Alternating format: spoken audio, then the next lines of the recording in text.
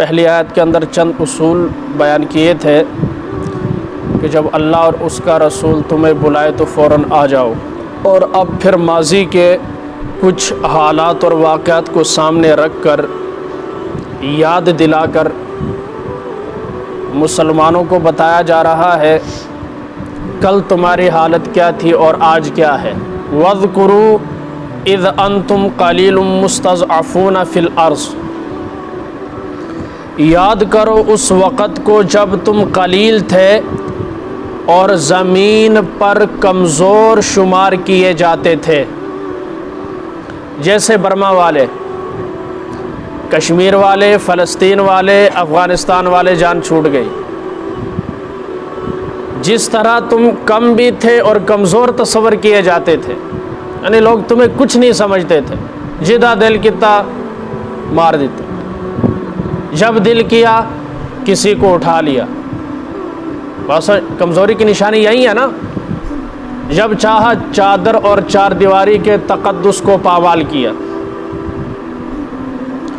جب تم کمزور تھے اور کم تھے اور کمزور سمجھے جاتے تھے، اور حالت کیا تھی؟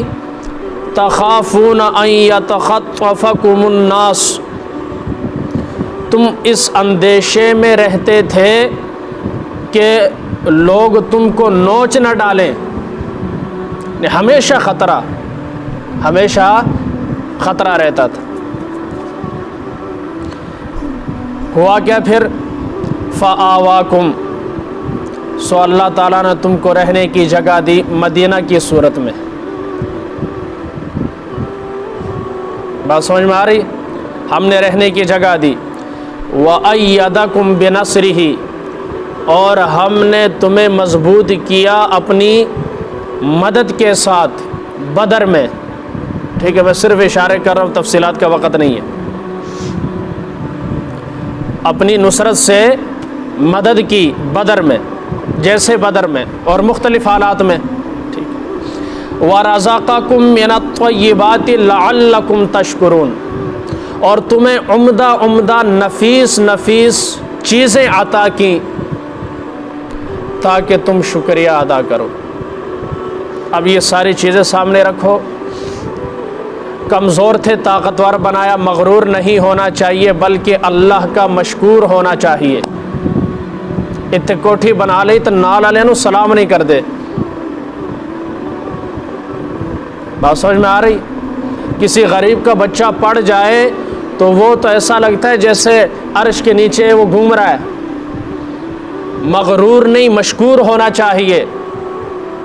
یہ رب ہے جوان بیٹے کو چھین کر تمہیں ساری زندگی رلا بھی سکتا ہے۔ ایسا ہوا کہ نہیں؟ اکلوتا بیٹا تھا، مر گیا، پٹ گئے، پیچھے پہنا بھی رہ گئیاں، ماں بھی رہ گئی اور خود بھی روتا ہوا رہ گیا، ہارٹ اٹیک ہو گیا، مر گیا۔ مغرور نہیں ہونا چاہیے، مشکور ہونا چاہیے۔ بات سمجھ میں آ رہی؟ یہ اللہ ارشاد فرما رہے تاکہ تم میرا شکر ادا کرو۔ کیا کرو؟ شکر ادا کرو۔ ٹھکانہ نہیں ہے، اپنی زمین نہیں ہے، کرائیوں کے مکان میں رہتا ہے۔ اب اللہ نے اپنی کوٹھی دی ہے تو پھر مغرور نہیں ہونا چاہیے۔ یہ نہیں کہ رشتہ داروں سے تعلق توڑ دے، گندے پیر لے کے نہ آیا جب میری کوٹھی ہے۔ واہ جی واہ، سبحان اللہ، قربان جائیں تیری قالین۔ خود تو قالین پر جوتیوں سمیت جاتا ہے اور دوسروں سے اترواتا ہے۔ اگر تیری جوتی سے قالین گندی نہیں ہوتی تو میری جوتی سے کیوں ہوتی؟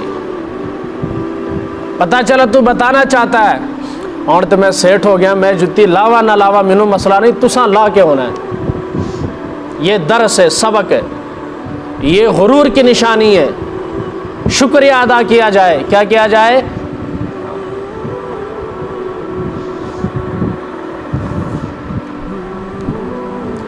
فآواکم، اس نے تمہیں ٹھکانہ دیا اور تمہاری مدد کی، تمہاری مدد کی اپنی نصرت کے ذریعے سے۔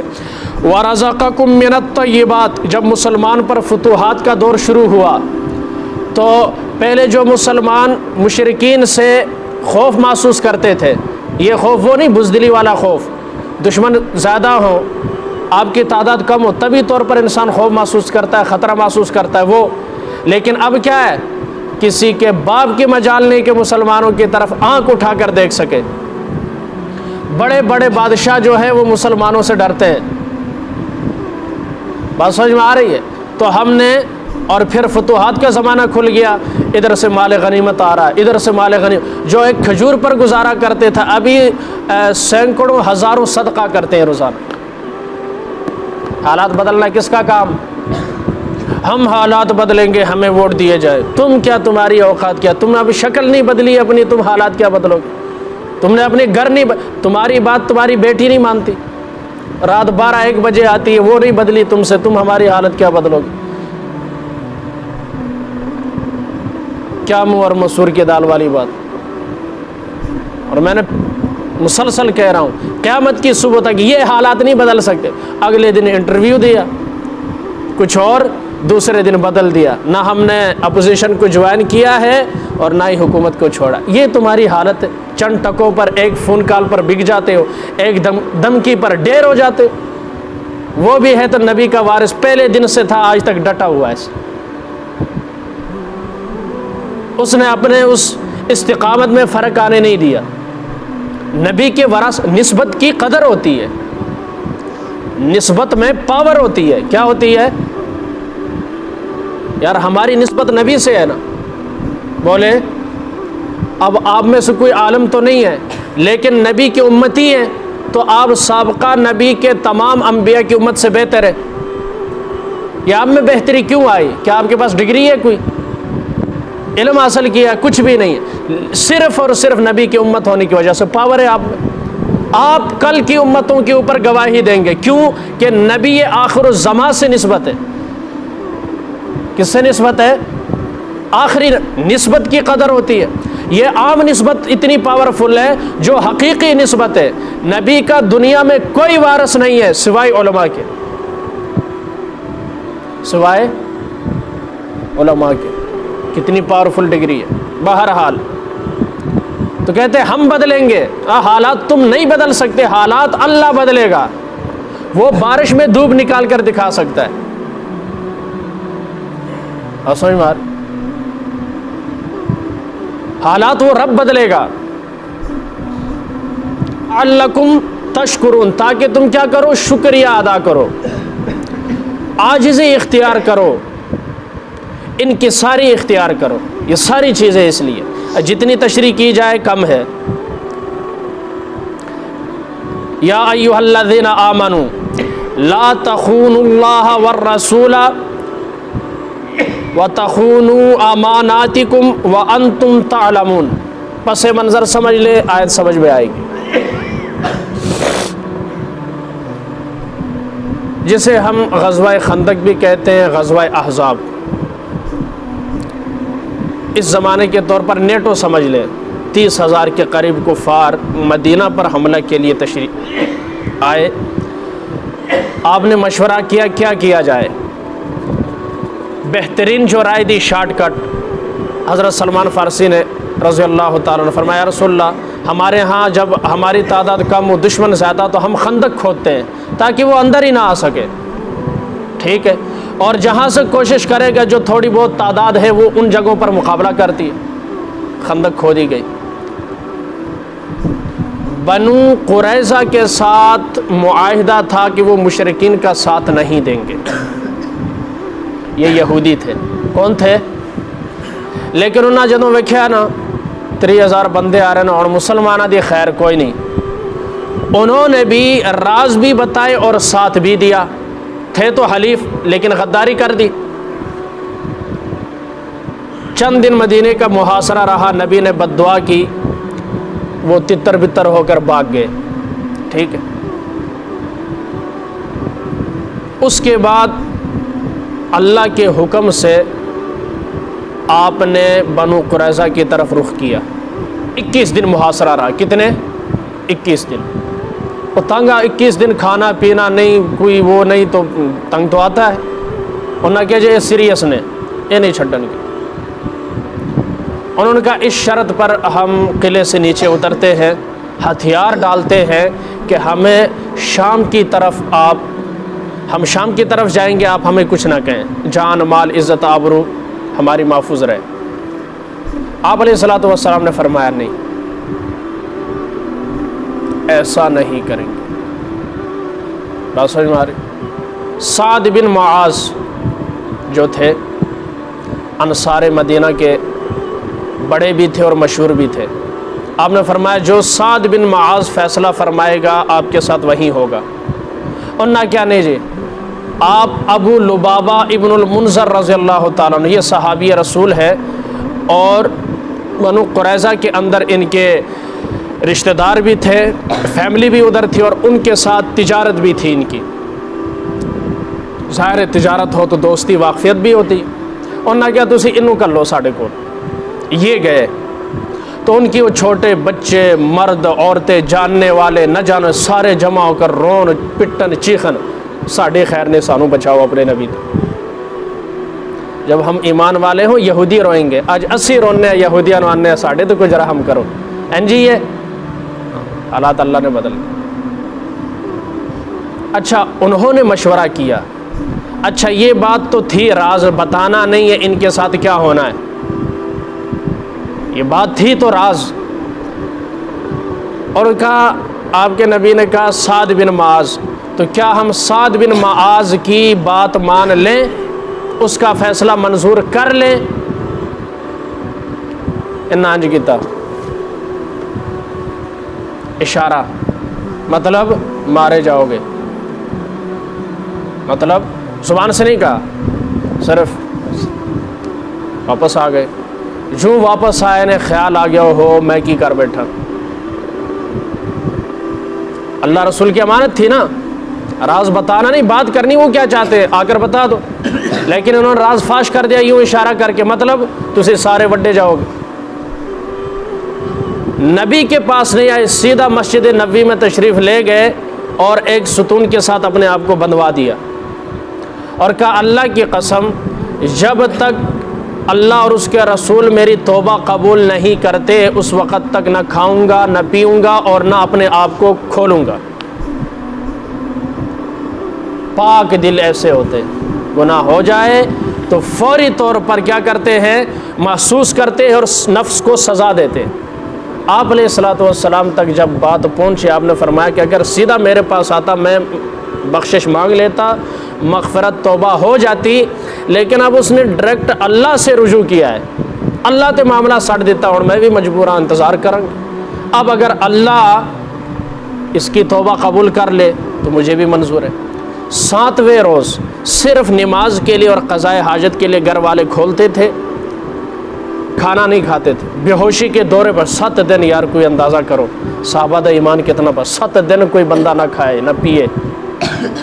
ہاں چھوٹی مقام بڑا ہے، مقام صرف اشارہ ہے، سزا کتنی اپنے آپ کو بڑی دی ہے، اللہ رسول کی بات ہے نا، عام بات تو نہیں ہے۔ 7ویں روز رات کے آخری پہر توبہ قبول ہوئی، صحابہ دوڑے خوشخبری دینے کے لیے، اور نہ کیا نہ جدوں تک نبی آپ ہی آ کے نہ کھولن میں نہیں کھلنا۔ آپ کو پتہ چلا اور آپ نے آ کر ان کی رسیوں کو کاٹا اور آزاد کر دیا اور آپ کو مبارکباد۔ تو خصوصی طور پر یہ ہے، ورنہ عمومی طور پر ہر ایک کو شامل ہے۔ اے ایمان والو لا تخونوا اللہ والرسول، مت خیانت کرو اللہ اور اس کے رسول کی امانتوں میں۔ اس کے اندر نماز بھی ہے، روزہ بھی ہے، حج بھی ہے، زکوٰۃ بھی ہے، بیٹیوں کی وراثت بھی ہے، اور رسول کی اگر ہم امانت کا ہیں تو وضو کے اندر گڑبڑ کرنا، نماز میں گڑبڑ کرنا، لین دین میں گڑبڑ کرنا۔ آپ تجارت میں ہے، جتنے تجارت کے شعبے ہیں، جتنے حقوق کے شعبے ہیں، چاہے وہ اللہ کا حق ہے چاہے بندوں کا حق ہے، سب چیزوں میں کمی بیشی کرنا خیانت میں شامل ہے، مخصوص نہیں ہے۔ یہ نہیں ہے کہ میں حاجی صاحب نے کوئی چیز دیتی، حاجی صاحب نے رکھا جب میں آنا تو واپس آیا، حاجی صاحب کوئی نہیں کہ میں کہنا خیانت کر دیتی۔ ادا نہ صرف خیانت نہیں ہے، ہر حق میں اگر اس میں ہم اس حق کو ادا نہیں کرتے تو وہ کیا ہے، خیانت ہے۔ ساڑھے تو زیادہ تر یہی ہے نا، کوئی چیز رکھوائی ہے وہ نہ دے کے اندر بڑا خائن ہے، اور خیانت کرنا یہ منافق کی نشانی ہے کہ جب اس کے پاس امانت رکھوائی جائے تو وہ کیا کرے، خیانت کرے۔ اب اس آیت کو لے لیں اور تمام حقوق جو کسی کے بھی میرے ذمے ہیں، اس کو اگر میں ادا نہیں کرتا تو میں کیا ہوں، خائن تے جڑے بیٹی نو وراثت وچ حصہ نہیں دیندے، اے تے ڈائریکٹ اللہ دا تقسیم کردہ حق ہے نا، کنے وڈے خائن نے اندازہ کرو تے نمازاں کتھے گئیاں، بس چھوٹی جگہ۔ ایک صحابی رسول نے صرف اشارہ کیتا، انی سزا دیتی، 7 دن کچھ کھادا پیتا نہیں، اور اللہ بھی 7 دن تک دیکھتا رہا، واقعی سچا ہے، پکا ہے، برداشت کر لے گا۔ اب اس 3 واقعات نے وہ میں پھر اگلے کسی موقع سے تھوڑا ٹائم زیادہ ہو گیا۔ فآواکم، اچھا یا ایھا الذین ہو گیا، وانتم تعلمون، تم جانتے بھی ہو، تم کہ اتنے اے نہیں کرنا، اے کرنا ہے، بھائی جانتے ہیں نا سب کہ بیٹی کو وراثت میں حق دینا چاہیے، معلوم تو ہے، دیتے نہیں ہیں، اللہ نے ساتھ بتا دیا۔ آپ کو پتہ ہے وضو اچھے طریقے سے کرنا چاہیے، بس جلدی جلدی کر دینے جگہ خشک رہ جاندی۔ آپ کو پتہ ہے نماز آہستہ پڑھنی ہے، لیکن ایک سویدھی سپیڈ نال بھی پڑھن والے ملن گے، پتہ تو ہے، کر دے کوئی نہیں۔ وَاعْلَمُوا، جان رکھو، انما اموالکم و اولادکم فتنہ، تمہارا مال اور تمہاری اولاد تمہارے لیے کیا ہے؟ آزمائش ہے۔ اس آزمائش، فتنہ کے 3 معنی ہیں، آخری بات کرتا ہوں۔ آزمائش، امتحان، مصیبت، ٹھیک ہے، یعنی عذاب کے معنی میں بھی آیا ہے۔ تو جیسے یہ صحابی، اس کی فیملی وہاں تھی، وہ لوگ بھی روئے، اپنی فیملی کا بھی خیال رکھا، تو ان تمام چیزوں کو خیال رکھ کر اشارہ کر دیا، ٹھیک ہے۔ حضرت حاتب بن ابی بلتہ نے جو خط لکھا تھا، وہ کیوں لکھا تھا؟ کہ سب کے رشتہ دار ہیں مدینے میں، تو میرے بیوی بچے اتنے نے، انہوں نے بچانا والا کوئی نہیں، چلو میں خط لکھ کے انہوں نے دستے دیا، اور اس احسان دے بدلے میرے گھر والے نو کچھ نہ آکھن، بیوی بچوں سے مجبور۔ اچھا، آپ صبح سے شام تک دکان پر بیٹھتے ہیں، آزمائش ہی ہے نا، کیوں بیٹھتے ہیں؟ مزدور صبح سے شام تک مزدوری کرتا ہے، کیوں کرتا ہے؟ بچوں کے لیے، ٹھیک ہے۔ اب اگر یہ بچے، انہوں نے آپ کا حق ادا نہیں کیا، آپ نے ان کا حق ادا نہیں، قیامت کے دن یہ آپ کے لیے وبال جان بنیں گے، عذاب بنیں گے کہ نہیں؟ تینوں معنی اس پر فٹ آتے، اس لیے نیک اور صالح اولاد مانگنی چاہیے جو فتنہ نہ بنے، جو لے پتر تے دے ککڑ، صرف انج نہیں ہوندا، وہ پھر ککڑ ہی ہوئے گا، ککڑ دے کے ککڑ پتر لیا تو پتر بھی ککڑ ہی ہوئے گا، پھر ٹھنگا ہی مارے گا، ٹھیک ہے، پھر مان بھی نہیں بخشے گا، تے رشتہ دارانوں بھی نہیں بخشے گا، پیو نے بھی نہیں چھڑے گا، کیونکہ وہ ککڑ ہے۔ بات سمجھ میں آ رہی ہے؟ اس لیے ہمیشہ اللہ سے نیک اور وَأَنَّ اللَّهَ عِنْدَهُ أَجْرٌ عَظِيمٌ، جن اولاد کے لیے صبح شام بے ایمانی، دھوکہ، فراڈ، 2 نمبری، ملاوٹ، سارا کچھ کرتے ہو تاکہ اے سکھی رہن، جلدی جلدی پڑھ جان، جلدی جلدی انہاں دی شادیاں کروا، اللہ ارشاد فرمائیں جے نہ کرو، کیونکہ تسی اور اس دور میں، اس زمانے میں، یہ جو زندگی ہے، اس میں اگر اچھے کام کرو گے، حلال روزی کھلاؤ گے، تو تمہارے لیے بہت بڑا اجر میرے پاس موجود ہے جنت کی صورت۔ اتنے تھوڑی برداشت کرنا، اتنے 2 نہ کھاؤ، 1 کھاؤ، حرام کے نہ کھاؤ، حلال کی تھوڑی کھا لو، میرے پاس بڑا اجر ہے، صرف تمہارے لیے، تمہاری نسلوں کے لیے، ادھر بے ایمانی نہ کرے، بس میرے پاس بہت بڑا اجر ہے۔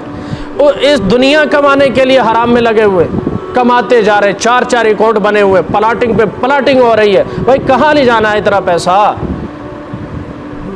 اللہ ہم سب کو اللہ اور اس کے رسول کی بات ماننے کی، اللہ رسول کی امانت میں خیانت کرنے سے اللہ ہم سب کو محفوظ فرمائے، اور ہر حقدار کو اس کا حق دینے کی اللہ ہم سب کو ہمت اور توفیق عطا فرمائے۔